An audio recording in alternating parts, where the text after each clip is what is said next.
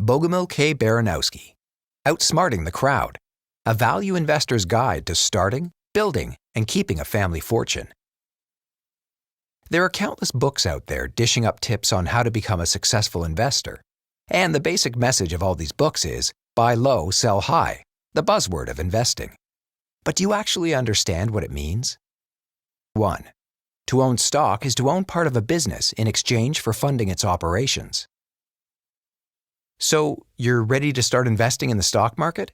Well, the most logical place to begin is by understanding what stocks are, because despite what some might think, they're not just pieces of paper with a price tag attached. In fact, every stock represents part of a business, and when you buy stock, you're actually purchasing a share of the company. So, in the same way that entrepreneurs can own a business outright or split ownership with other partners, as a stockholder, you can own shares of a company. But while entrepreneurs and partners work day in, day out to manage their business, as a shareholder, you don't have any responsibility for managing the company and can sell your shares whenever you want. So, stocks are effectively a piece of a company, and many companies make their stock available to the public. This is a strategic decision that depends on the size and financial needs of a company. Every business relies on financing, but some entrepreneurs use their own savings, while others come up with the initial capital by asking family and friends, like the founders of Google did. As a company grows, its funding often needs to grow with it. Eventually, the company can become so big that it only has two options for how to raise the massive amounts of capital needed to run its daily operations and make investments. First, they can borrow money from a bank, just like an average person would do to buy a car or a house.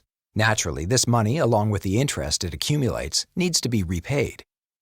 The second funding option is to go public. That means splitting ownership of the company into shares and selling them on the stock exchange. This option is different from a loan because the money never has to be repaid by the company. Instead, shareholders own stock as long as they want until they sell it to other investors, hopefully turning a profit and sometimes collecting dividends in the process. Now that you know what stocks are, it's time to learn how to analyze their value and become a successful investor. 2. Investing is about rationality and the right timing, so keep your emotions out of it. If you've ever read the financial news, you've probably been bombarded with information, both enthusiastic and catastrophic. You see headlines like, Google shares hit record high or oil prices collapse. Some investors become quickly distressed trying to keep up with the media craze. But sound investing is about rationality, not emotions. Say you own stock in Starbucks and read in the paper that the company devalued by 10% in just one day. Your emotions may urge you to sell your shares to avoid getting caught on a sinking ship, but don't listen to them. If you approach the situation rationally instead, you'll see that a 10% loss is an opportunity to buy more shares at a lower price. After all, you know the company has serious potential. But rationality isn't all you need. Investing also requires great timing. It's essential to know when to disagree with the masses and buy when everyone is selling or sell when everyone is buying. Good timing usually presents itself when extreme emotions are driving financial markets. For instance, during the 2000 dot-com bubble, investors were slobbering over internet companies like Pets.com and Webvan. However, it was quickly revealed that these companies had no business models, produced zero revenue, and were bound for bankruptcy. Or take the 2008 global financial crisis, when financial markets fell apart due to mass panic. During this time, even sound and profitable companies saw their shares devalued. In both this event and the dot-com bubble, there were lucrative opportunities by thinking differently from the crowd, namely by selling in 2000 when enthusiasm was at its highest, or buying in 2008 when panic struck. 3. Successful investing is about discipline, patience, and only using money you don't need to spend. You might have dreams of getting rich overnight, but even the most successful investors like Warren Buffett didn't make their fortunes so quickly. In fact, being a good investor is all about cultivating patience and discipline, so take it slow. Rushing investment decisions is a sure way to fail. The truth is, it often takes months, even years, for an investment to turn a profit. For instance, in recent market history, Facebook ran into difficulties soon after going public, and the stock dropped substantially, only to quadruple a few years later. But discipline can be tricky. Part of it is about letting go of the fear that you're missing out on an investment opportunity.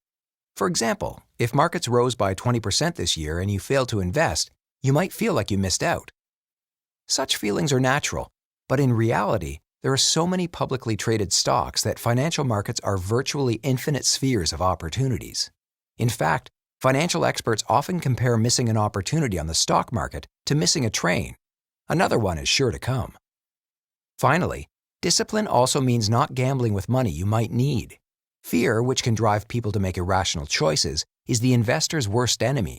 But it can be difficult to keep your fear from getting the best of you if you invest money you need to pay your mortgage. So avoid making bad choices based on irrational fears and only invest money you know you won't need for the next 3 to 5 years. Keep the rest safely planted in your savings account. 4.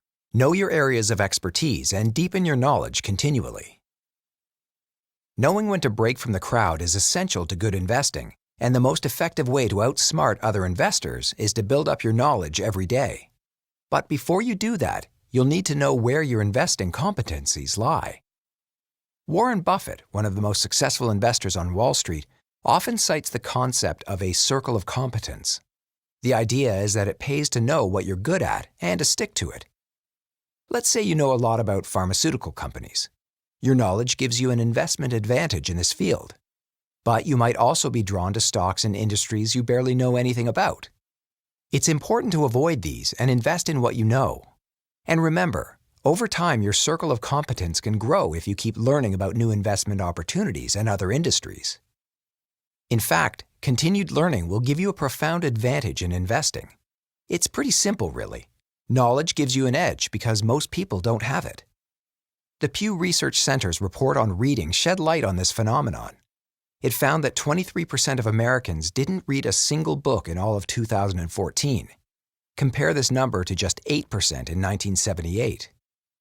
Knowing a bit about accounting may help you read a company's financial report, but you need to be knowledgeable about the world around you to know what those numbers mean in the current economic and political landscape. So reading regularly is imperative to succeeding as an investor. You also need to remember that part of the investing process is learning from your mistakes. So if you sell a stock too late and lose money, the best thing you can do is analyze the situation. By doing so, you can determine exactly where you went wrong and be less likely to do it again. 5. Sound investment decisions depend on simplicity and selectivity. It might seem ingenious to come up with a complex investment strategy, but the truth is, real wisdom is about keeping things as simple as possible. So, just focus on what really matters. After all, there's a nearly infinite number of criteria to consider when assessing a company. Brand image, financial performance, the management team's charisma, and the list goes on. To stay focused, stick to the Pareto principle or the 80-20 rule. Here's how it works. In the 19th century, the Italian economist Vilfredo Pareto noticed that 80% of Italy's land was owned by just 20% of the population. Based on this observation, he deduced that in many cases, 80% of the effects result from just 20% of the causes. And the same logic can be applied to investing. Stick with the indicators that matter most to you and forget about the rest of them. After all, only a few will ultimately cause a stock to appreciate. Selectivity is another way of being focused. So you shouldn't buy a little bit of everything, but choose stocks that fit your profile. In short, you need to apply filters. When Warren Buffett considers an investment, he uses the following 4. First, do you understand the business? You shouldn't invest in a company selling a new technology you don't know anything about just because it seems innovative. Second, does the company have long-term potential? After all, some industries are fads and others, like food or healthcare, are more essential. Third, do you trust the management? This one is simple because a CEO that previously bankrupted several companies is a red flag. And finally, is the price right?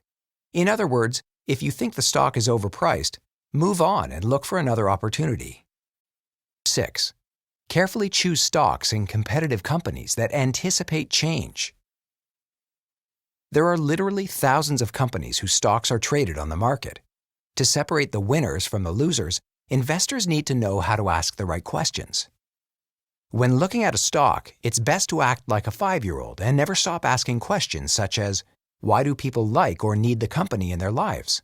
Why do they consume its products? Is the company selling a revolutionary innovation, or is it a trendy startup that's going to fade away? You should also ask, why is now the right time to buy? After all, major corporations like Nike, Exxon, and Microsoft have existed for decades, so why should you invest in them today? Well, maybe they just tapped into a new and promising market, or have nailed down a profitable long-term trend. Another strategy is to seek out companies with a genuine competitive advantage, that is, one or more attributes that help them outperform competitors. One such attribute is pricing power, a company's ability to easily raise prices while retaining its customers. Just look at Apple. When the company launches a new iPhone, they barely even consider the prices of their competitors. Instead, they set their own prices with the knowledge that consumers desire Apple products and will pay a hefty price to get them. Finally, you should steer clear of companies that can't anticipate change. In fact, there are plenty of ways to sniff out a company's danger of incurring heavy losses in the near future due to this flaw. Two such indicators are cheap competition and the rise and fall of technology. Take Kodak, which fell out of fashion with the rise of digital photography, causing the demand for film cameras to plummet. Then again, some companies can better adapt to changing trends. For example, Coca-Cola is no longer just a soft drink company, but has expanded its product line to include other drinks that meet the ever-changing needs of consumers. 7. Markets can plummet and soar on a dime, so your best bet is to stay in for the long haul. Today, financial markets are prone to drastic drops and spikes. These changes can be caused by mood swings prompted by the overexcitement and exaggerated disappointment of investors. That's because today, investors are taking in too much information, gossip, and rumors from the media. Investors overreact to this information overload by buying and selling too quickly.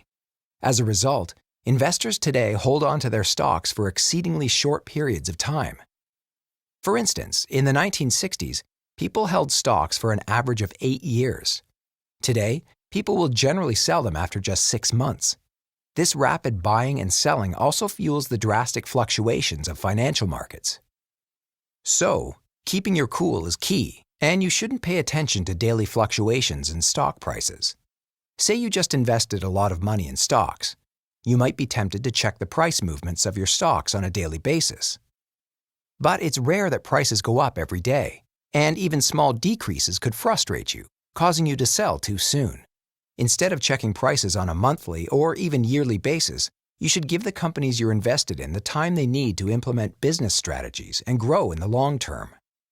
Then, once you've immunized yourself to the market's mood swings, you can begin profiting from those who haven't. That's because buying stocks is a little like buying an umbrella. If you walk around New York City on a rainy day, you see loads of vendors selling low-quality umbrellas for exorbitant prices. But if you walk the same streets on a sunny day, the same umbrellas will be selling for half the price. Now apply that to the way distressed sellers respond when the market isn't working in their favor. In the same vein, smart investors can jump on the opportunity presented by the panic of others who want to sell at all costs. That's because such moments are the best time to buy stocks at bargain prices. 8. Smart investors put security first. So, buy cheap, lower your expectations, and diversify your stocks.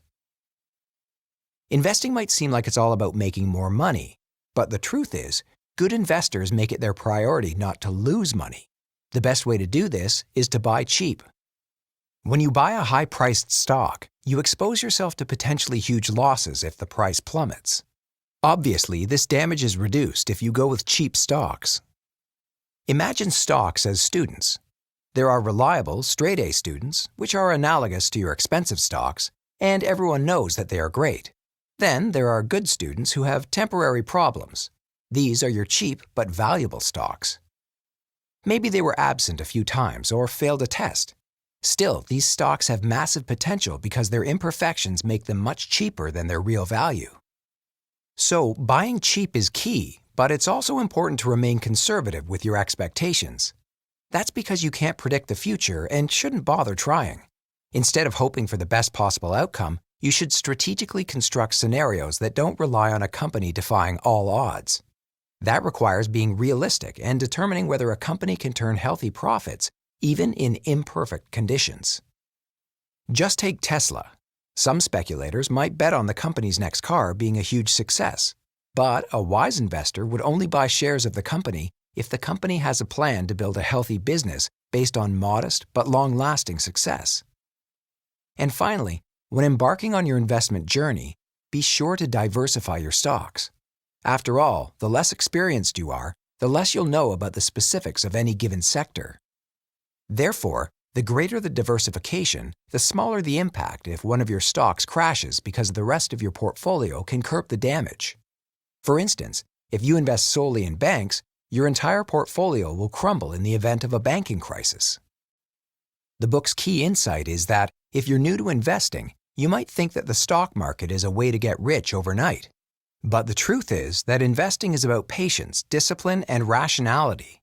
By planning strategically and sticking with your investments, you can build up the portfolio and the wealth you've always dreamed of.